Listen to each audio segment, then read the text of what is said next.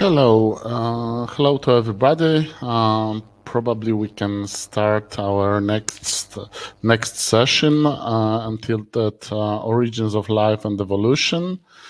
And our first speaker will be Weronika Erdman from the Adam Mickiewicz University in Poznań. It was hard to be on time. On this session, I have a lot of work, but hopefully now everything will be okay during the session. Our first speaker is a PhD student, and Weronika tell us something about panspermia theory, but in very specific way. She will try to connect panspermia theory with the island hypothesis in biology, and it could be really interesting. Weronika, please, you can start. Okay. Hello, everyone. One moment, I will share the screen. Okay. Okay. I will ask you if you see the presentation in the presentation mode. Yes, I see the presentation. Okay. Hello everyone again. I'm Weronika Erdman, and just like Mr. Lucas said, I will tell you about panspermia, but in the context of that, if we could think about panspermia as an inter-island migration. To do that, we should first explicitly say what we understand as a panspermia theory. In the past, it was one of possible answers on the question, where did life came from, especially on Earth. But later, most of astrobiologists start to consider it as not exactly good answer for the question about origin of life on Earth, especially on Earth, because it's just move the origin of life somewhere else in the universe, and not especially answer the question how it all happened.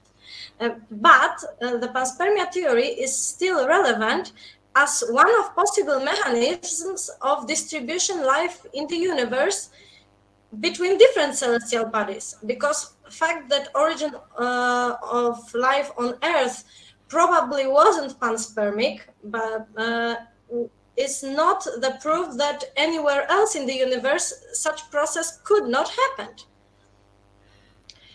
But this thinking that life can move from one place to another is very similar to the theory which works on Earth, especially islands biodiversity geography theory. But before we can answer the questions if panspermia is an inter-island migration or not, we should answer the question, is a planet an island? Well, in the ecological point of view, island is any hospitable area which is surrounded by area inhospitable for organisms what we are studying.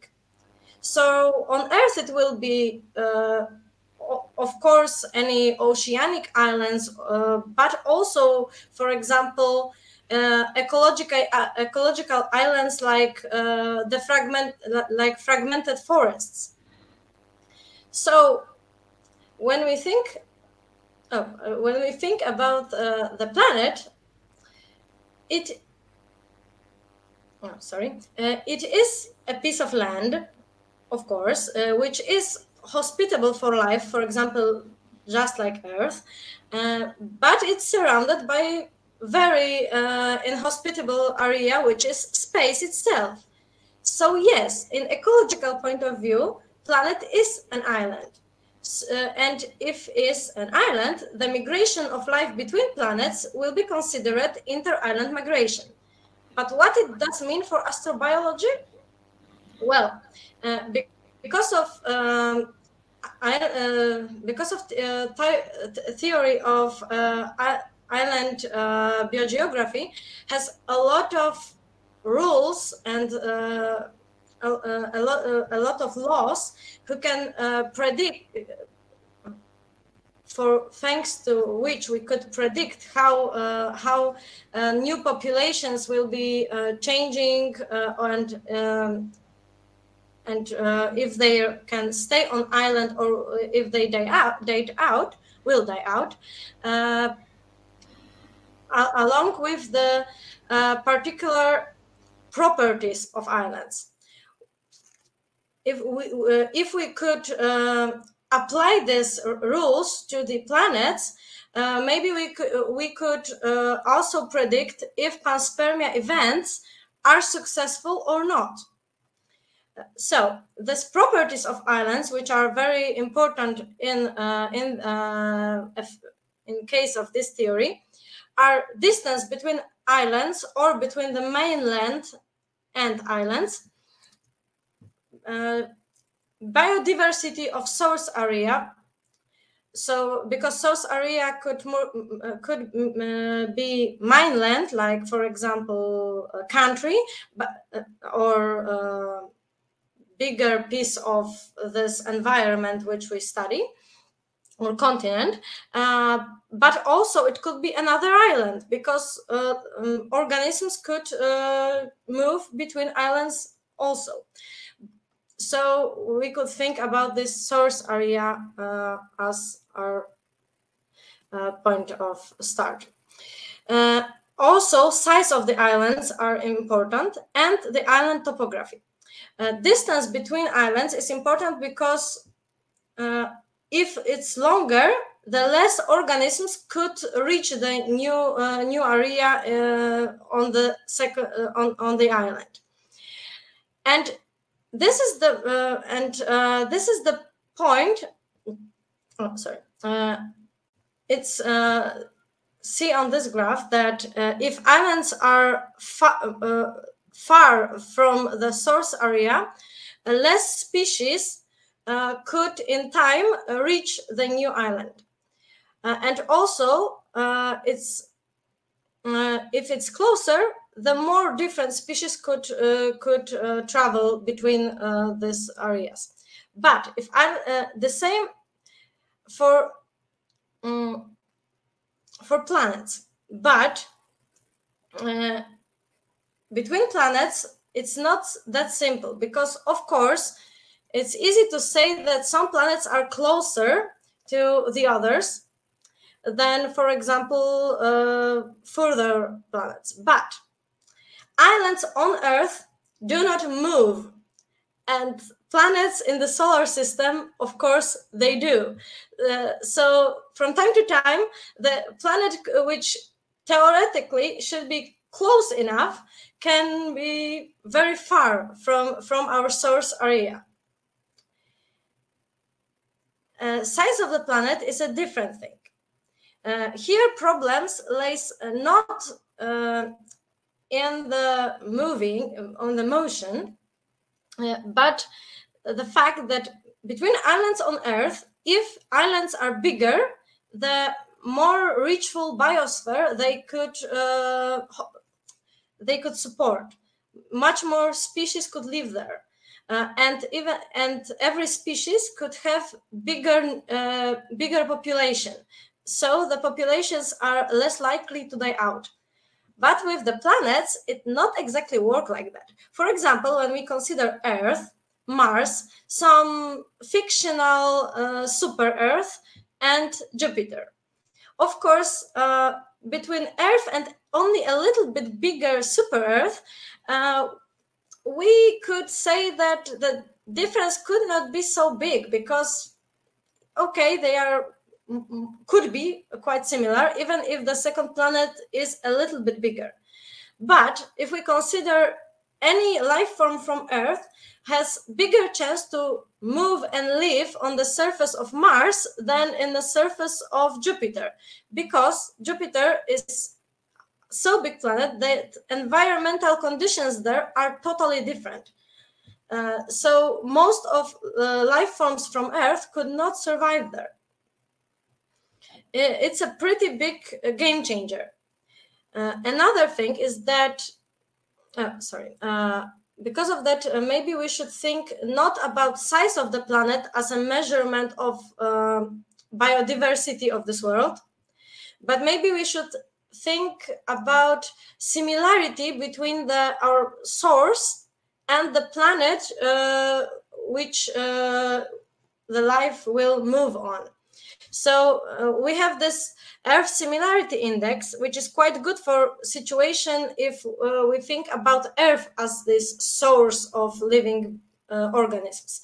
But if we want to, for example, consider a panspermic event between two totally different worlds, for example, some exoplanets, we cannot take Earth as the point one of this scale. We should think about this one of these other planets as the source. So maybe we should think about more general term like source similarity index in this context. Another big problem is fact that most of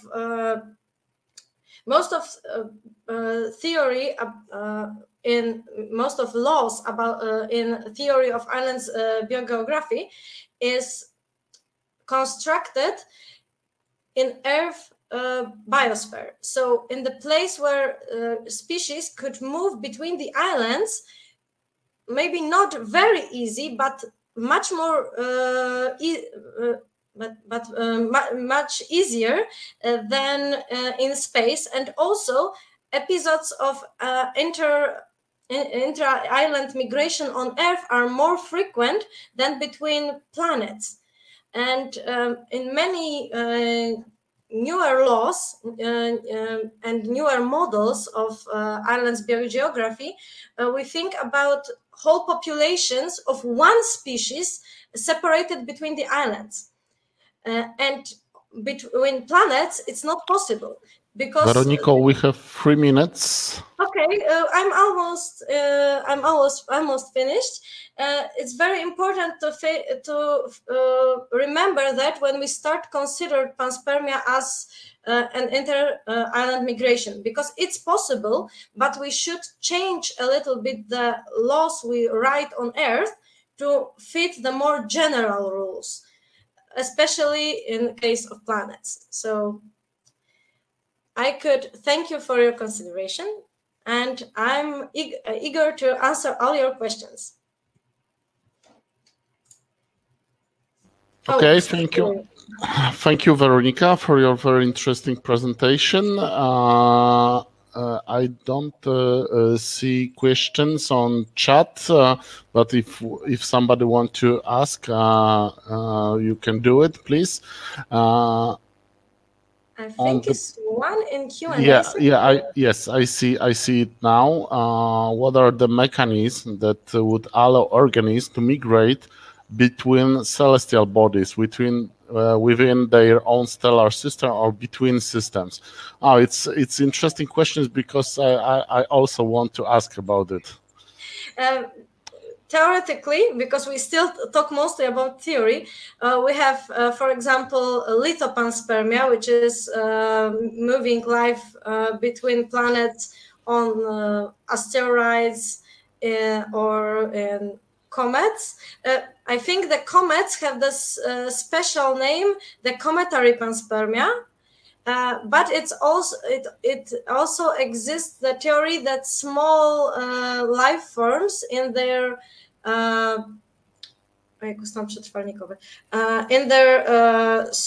forms which allow the survival, like tardigrade tuns, could be pushed by solar wind between the planets. For example, it's radiopanspermia, the proper name for it. Mm-hmm. And also it's a theoretical possibility of taking life on the space probe, and it will be artificial panspermia, or accidental, or on purpose. Like I saw this very cool poster yesterday about this biochemical panspermia.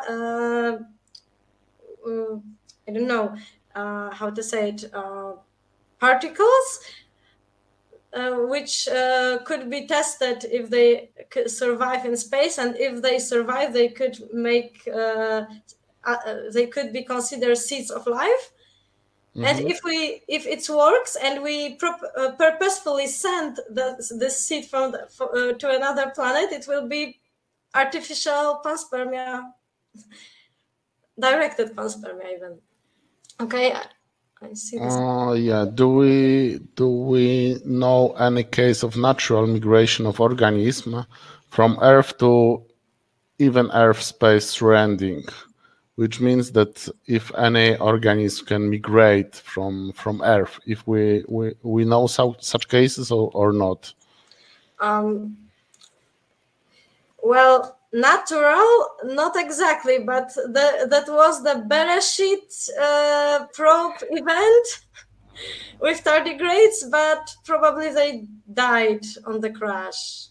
Yeah, it's true, but we know that in the space close to the Earth, it is a lot of spores, for example, of some microorganism, and it is probably possible that these spores can migrate somewhere. But I have also a more general question.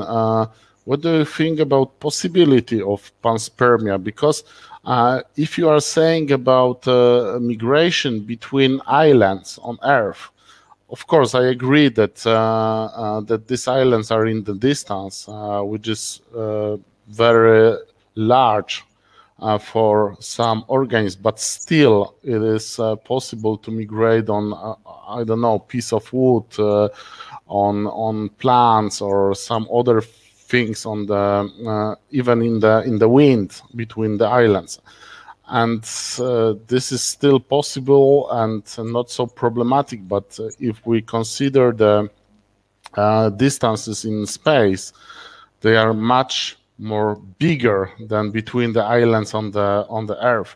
And the question is if any organism can survive so long time in space.